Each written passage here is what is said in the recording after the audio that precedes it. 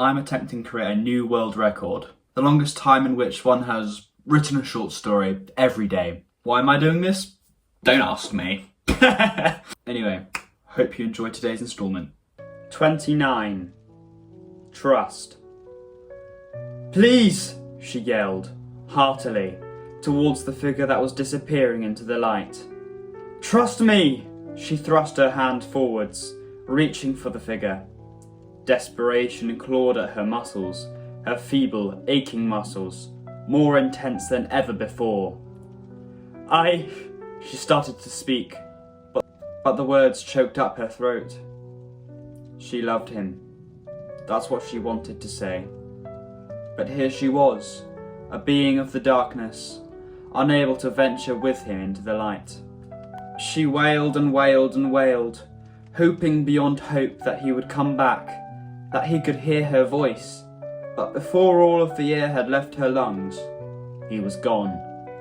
And with it, the light collapsed inwards in a humongous explosion of gold.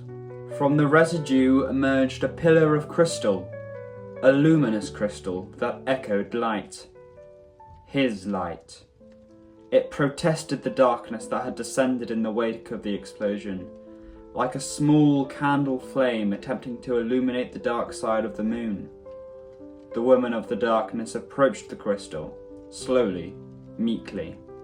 She rubbed her face dry of tears, once, twice, 3 times, but they just kept on coming.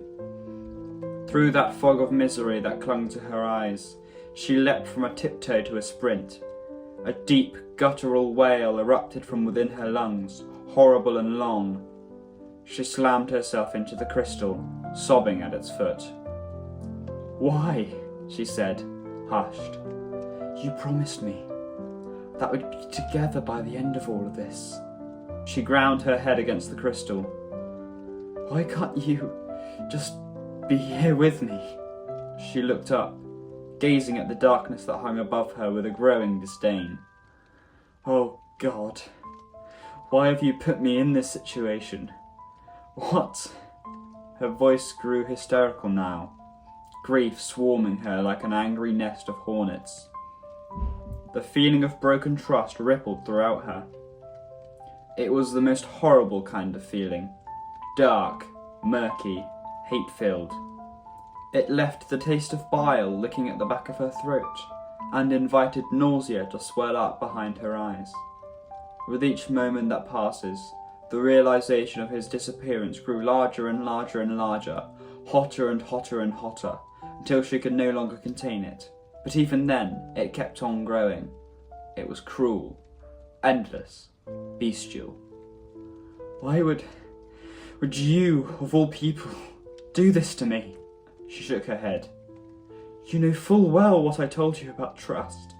She bit her lip. Did you even love me? You said that you would let it all burn for me, didn't you? You said that you didn't care about the light. You said that... But no matter what she thought, no matter what she said, she knew full well that this extended beyond her.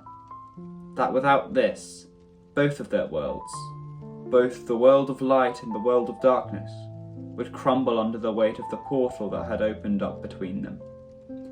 Then both of them would be gone. She knew that, in this, he'd have saved many thousands of others that were just like them. But despite that, despite all logic, the woman of darkness still cried out. Her heart still ached, and she still clamoured for any hint of her lover. She looked up, inspecting the crystal closer. The jewel held a flame, an animated flame, one that flickered and fizzed and gave off a feeble inkling of light. Raising herself to face it, forcing herself to smile, she addressed the flame as if it had ears, speaking to it as if it had a heart to feel. "I'm sorry," she started. "I know you're a man of the light. What I'm asking for is..." She sucked in breath, letting it out in a giggly gust. "Not only difficult, but also wrong. Yet, you brought into my life the light of joy. Before you came, I did not know of anything like that. So She bit her lip, fiercely fighting the need to grimace, keeping her smile wide and toothy. I don't know how to exist without you. The tears fell fully now, like a dam shattered.